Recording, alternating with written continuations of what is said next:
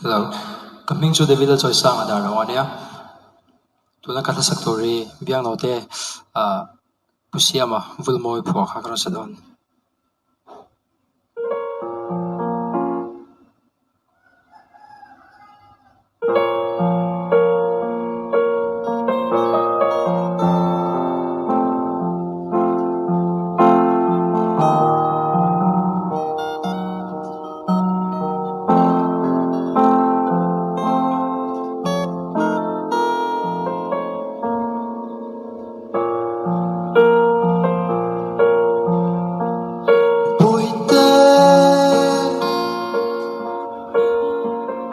Isak mel ka ton ni ang ka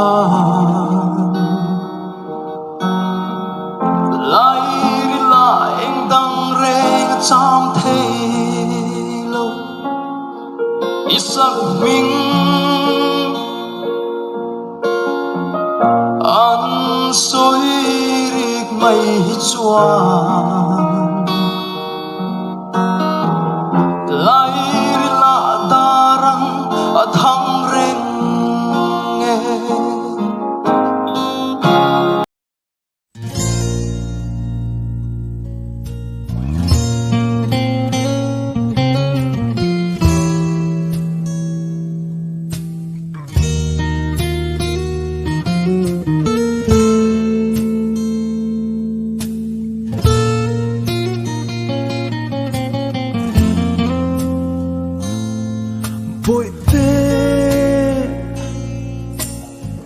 isak mel ka ton ni an ka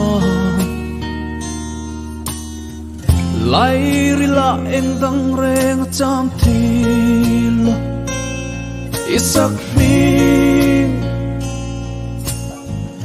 an soi rik mai chuan lai ri la tarang a thang reng